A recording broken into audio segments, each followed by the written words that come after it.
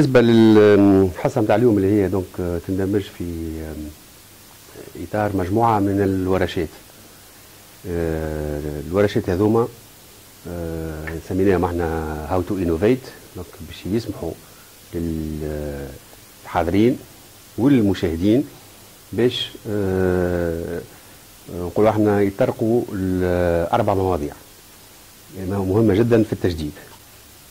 La séance d'aujourd'hui concerne la manière d'identifier une innovation et mesurer son intérêt sur le marché. Et en définitive, c'est très relié. Et ce que je vais partager avec vous aujourd'hui donc se résume en 4 points. 4 points suivants. Un petit rappel rapide de ce que c'est que l'innovation ou quelques éléments importants pour resituer ou redéfinir un peu l'innovation. Les risques dans les projets d'innovation. Donc, et on relie la courbe du risque, parce que durant le projet, le risque varie, avec l'investissement. Et c'est une notion sur laquelle on reviendra parce que ça fait partie d'un des workshops. Sur les 4 workshops qui sont prévus, donc ça c'est le premier d'une série de 4, le dernier workshop va toucher à l'investissement et va essentiellement définir des stratégies d'investissement. Donc vous allez voir, vous allez revenir, on reviendra sur cette notion de courbe de risque et de l'investissement versus l'investissement. Et en définitive, donc si à la fin de la séance, on a fait tout ça, c'est pour pouvoir mesurer l'intérêt de l'innovation sur le marché. Alors, je vais revenir un peu en amont, très en amont du processus d'innovation.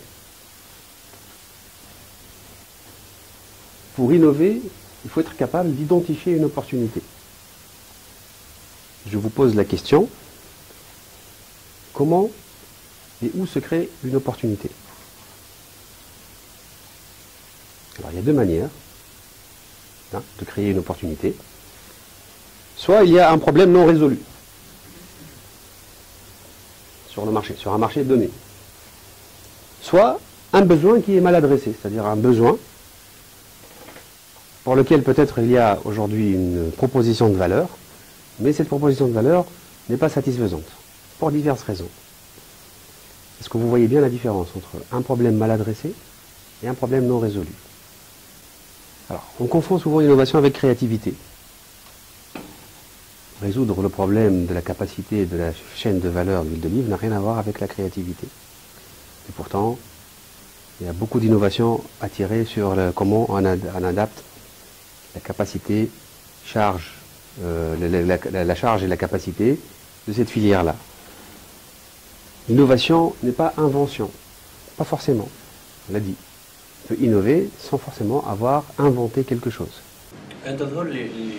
L'invention est la résolution d'un problème technique. Par contre, l'innovation est une proposition de valeur. C'est la porte d'entrée. Tout ce qu'on est en train de faire aujourd'hui, c'est vous montrer que l'innovation se mesure sur le marché. Alors si vous voulez vraiment voir plusieurs définitions et ce que ça couvre, Moustapha l'a dit, il y a le manuel d'Oslo. Juste notez manuel d'Oslo et vous allez voir quelques définitions. J'ai extrait de ce manuel quelques éléments intéressants. Alors bien sûr, la notion la plus importante dans l'innovation, c'est que c'est un processus. On ne vous dit pas souvent que c'est un processus. En fait, c'est un processus. L'innovation, elle est schématisée ou considérée comme un processus qui traduit des idées ou des inventions, ça peut traduire des idées ou des inventions, en produits et services qui créent de la valeur pour lesquels il y a un client. Qui paie, solvable, un client solvable.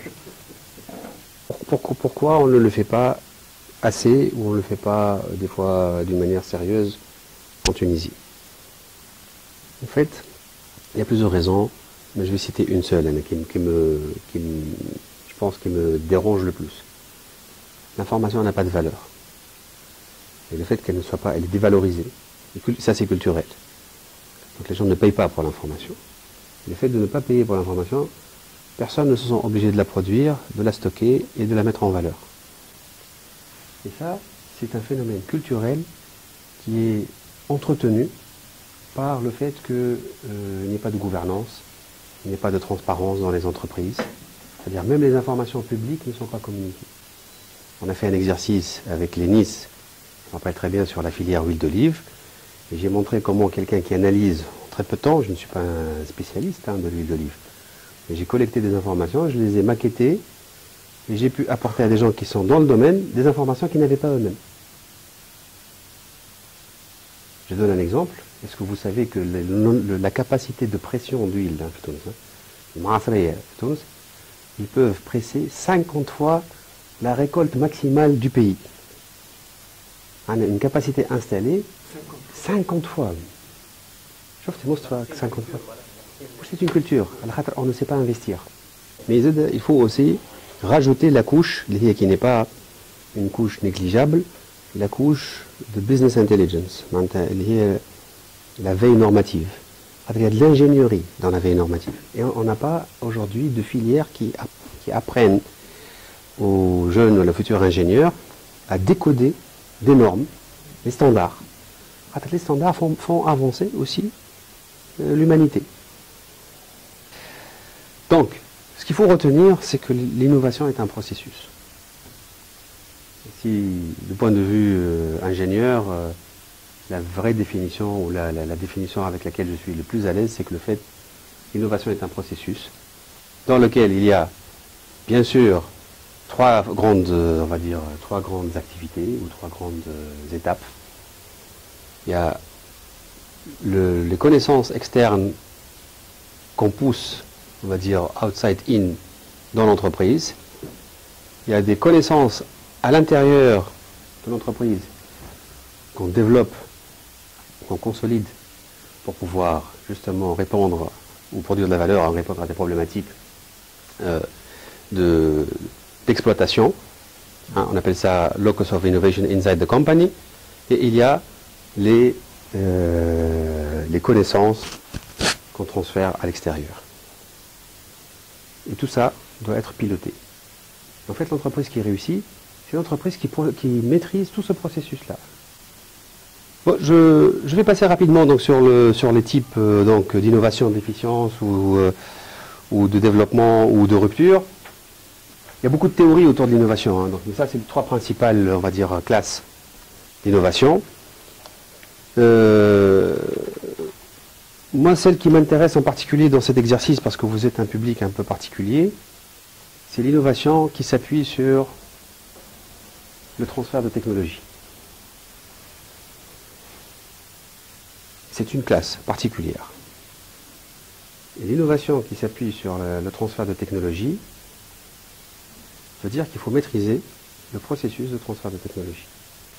L'idée que je voudrais partager avec vous, c'est que le processus de transfert de technologie, lorsqu'il est présent dans un dossier ou dans un projet d'innovation, il ne faut pas le négliger parce qu'il pose des contraintes supplémentaires dans l'exploitation des connaissances.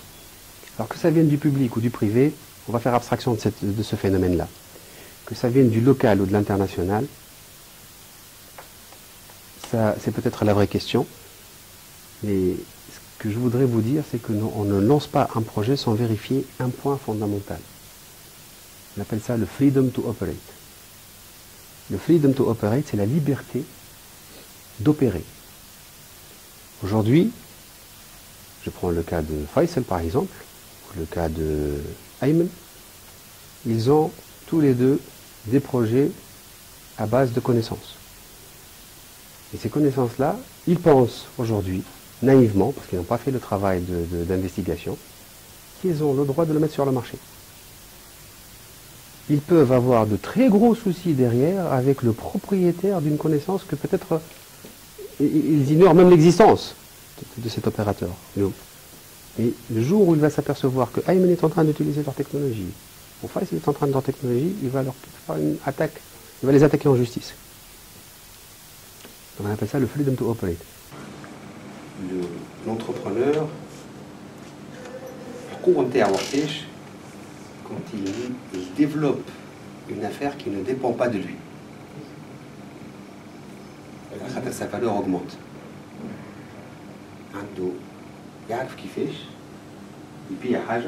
Il développe quelque chose, il sait que الكود جينيتيك نتاعو في وسطها في ساتور، اما المؤسسه ما تموتش به هو. يعني المؤسسه تموت باللونتربرونور حد يحط فيها فلوس. Donc voilà, c'était le premier workshop. Il y a encore beaucoup de choses à dire sur l'innovation, il y a beaucoup de choses à dire sur la valeur de l'innovation, sur la propriété intellectuelle et comment la protéger. J'espère que la prochaine séance, on pourra continuer à approfondir tous ces angles-là ensemble.